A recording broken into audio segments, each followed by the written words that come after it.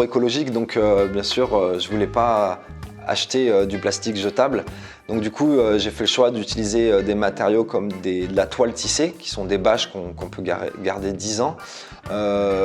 J'ai fait le choix de palisser, pas sur du filet plastique, mais sur du treillis soudé, donc ce qu'on utilise dans la fabrication de bâtiments. Voilà, c'est des mailles en acier, voilà, donc c'est quelque chose qu'on n'achète qu'une fois, mais qu'on gardera toute sa vie. J'ai la chance aussi de pouvoir récupérer du matériel déjà utilisé chez d'autres maraîchers que eux vont jeter, mais que moi je souhaite leur donner une seconde vie, comme par exemple des tuyaux goutte à goutte qui normalement s'utilisent 1 ou 2 saisons. Voilà, moi j'ai fait le choix de les utiliser tant qu'elles fonctionnent. Donc voilà un peu toute la réflexion, enfin toutes les envies que j'avais par rapport à ça, en limitant les intrants et en ayant une attitude un peu écologique de recyclage, si on peut dire, de tous ces intrants-là. Donc un modèle le plus écologique possible. Tu peux nous en dire un peu plus sur ta terre ?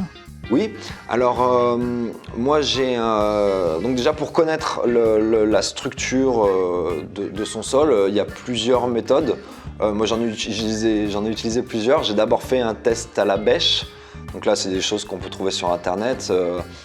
Mais déjà juste avec une bêche et en regardant ce qu'on sort de terre, on arrive comme ça un peu à analyser son sol. Après on peut faire le test du bocal. Donc là c'est pareil, on met notre terre dans de l'eau et puis ça se sédimente et on voit différentes couches qui apparaissent et on peut connaître comme ça la structure de son sol. Et puis on finit par une analyse de sol en laboratoire qui est un peu coûteuse mais qui pour moi est vraiment essentielle pour savoir d'où on part et savoir où on veut aller. Donc voilà, donc moi ça m'a donné le résultat d'avoir une terre argilo-calcaire. Donc c'est une terre qui est plutôt lourde. L'argile, voilà, ça fait de la glaise un peu, et le côté calcaire va faire que je vais avoir une terre avec un pH élevé. Donc voilà, tous les légumes ne s'y plaisent pas forcément. C'est une terre très caillouteuse, très dure à travailler, parce qu'elle colle. Quand il pleut, elle sèche mal, elle ressuie très lentement. Côté argileux qui garde l'eau. Voilà, donc ça c'est les côtés négatifs. On ne peut pas la travailler comme on veut, ça s'émiette pas, ça fait des blocs. L'avantage c'est que c'est des terres qui gardent les nutriments, les éléments du sol et donc du coup les donnent facilement à la plante, ce qui va donner des légumes et des fruits avec beaucoup de goût.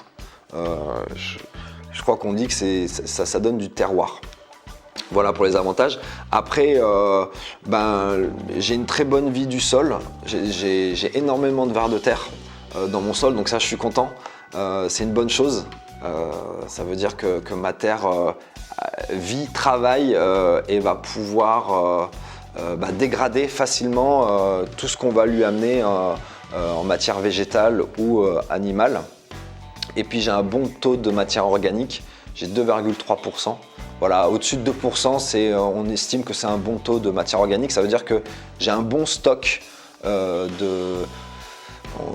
d'engrais, de fertilisation. Voilà, j'ai un sol avec un stock de fertilisation dans le sol. Donc ça, c'est des bonnes choses. Et puis, je souhaite modifier la structure de ce sol, mais pas trop violemment. En apportant, parce que sinon j'aurais pu apporter des tonnes et des tonnes de compost, mélanger tout ça et ça m'aurait rendu une terre plus facile en fait à travailler parce que je l'aurais mélangé avec un élément plus émietté si on peut dire. Mais j'ai pas voulu faire ça pour pas chambouler toute la vie qui est dans ce sol et qui s'est elle habituée à ce sol argilo-calcaire. Donc du coup je souhaite apporter d'année en année une petite quantité pour comme ça changer la structure et j'espère dans 5 ou 6 ans avoir un sol plus agréable à travailler.